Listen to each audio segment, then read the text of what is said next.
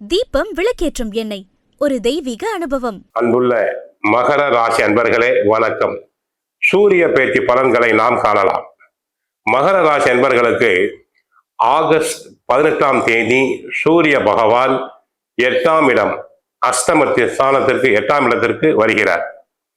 தங்களுக்கு 2ஆம் இடமாகிய தன குடும்ப வாக்கு ஸ்தானத்தில் ராகு இருக்கிறார். குடும்பத்தில் அவ்வப்போது சிறு சிறு சச்சரவுகள், சண்டை சச்சரவுகள் வரலாம். குடும்பத்தில் 3ஆம் நபர்களின் தலையீட்டினை அறவே ஒதுக்குதல் வேண்டும். இதுவரை சாதகமாக இருந்த சனி, 7.5 சனி முடிந்துவிட்டது. சாதகமாக இருந்த சனி பகவான் வக்ரம் அடைந்திருக்கிறார். அதுவும் பிரச்சனைதான்.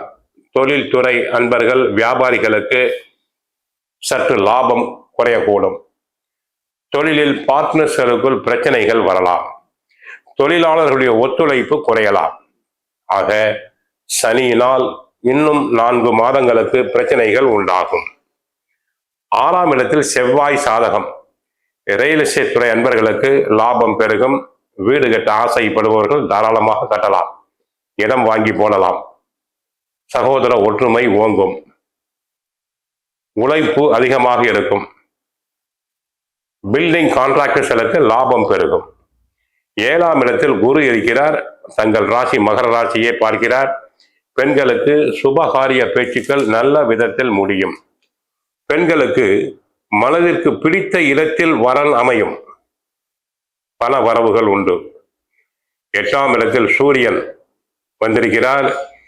கண் பிரச்சனை, சிலருக்கு கண்ணில் அறுவை சிகிச்சை செய்ய வேண்டியிருக்கும்.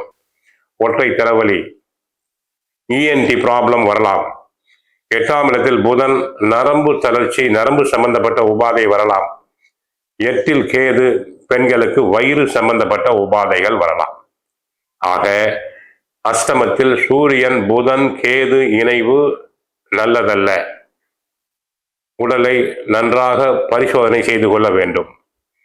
9இல் சுக்கிரன் நீச்சம் அடைந்திருக்கிறார். பூர்வ புண்ணியஸ்தான அதிபதி சுக்கிரன் நீச்சம் அடைந்திருப்பதால் பூர்வ புண்ணியஸ்தானம் தங்களுக்கு பாதிப்படைகிறது. செலவுகள் பன்மடங்கு பெருகும். கவனமாக இருத்தல் வேண்டும். குடும்பத்தை பொறுத்தவரை கணவன் மனைவி சிறு சிறு விஷயங்களுக்கு சண்டை சச்சரவுகள் இருக்கலாம். அதனை தாங்கள் சாதுரியமாக சமாளிக்க வேண்டும். பொருளாதாரத்தை பொறுத்தவரை எதிர்பாராத வகையில் செலவுகள் வரலாம். திட்டமிட்டு செலவு செய்யுங்கள். உத்தியோகத்தில் உழைப்பு அதிகம். நன்றாக உழைத்தாலும் ஏதாவது ஒரு குறை சொல்லிக்கொண்டே இருப்பார் உயரதிகாரி. அரசியல் துறை அன்பர்கள், எம்எல்ஏ, எம்பிஸ் போன்றவருக்கு இந்த நேரம் புகழுக்கு களங்கம் உண்டாகும். தங்களின் மேல் வீண் பலிகள் வரலாம். சற்று கவனமாக இருங்கள். தங்களின் ஆலோசனைகள் ஏற்கப்பட மாட்டாது. தொழில் வியாபாரத்தை பொறுத்தவரை சிறு சறுக்கல்கள் உண்டாகலாம். இந்த நேரத்தில் அகலக்கால் வைத்தல் கூடாது. பார்ட்னர்ஸிடம் அட்ஜஸ்ட் செய்து போக வேண்டும்.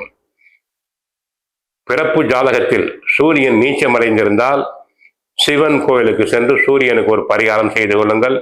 மற்றபடி மகர ராசி பெண்கள் அதிகம் வாய் பேசுதல் கூடாது. கணவரிடம் அன்பாக இருத்தல் வேண்டும். கணவருக்கு தர வேண்டிய மரியாதையை கொடுத்தல் வேண்டும். மற்றபடி கோயிலுக்கு சென்றால் கிருஷ்ண பரமாத்மாவை வழிபடுங்கள். வீட்டில் தினமும் சுந்தரகாண்டம், பகவத்கீதை பாராயணம் செய்யுங்கள். வாழ்க வளமுடன், மங்களம் உண்டாகட்டும். ஹரே கிருஷ்ணா, ஹரே கிருஷ்ணா, ஹரே கிருஷ்ணா.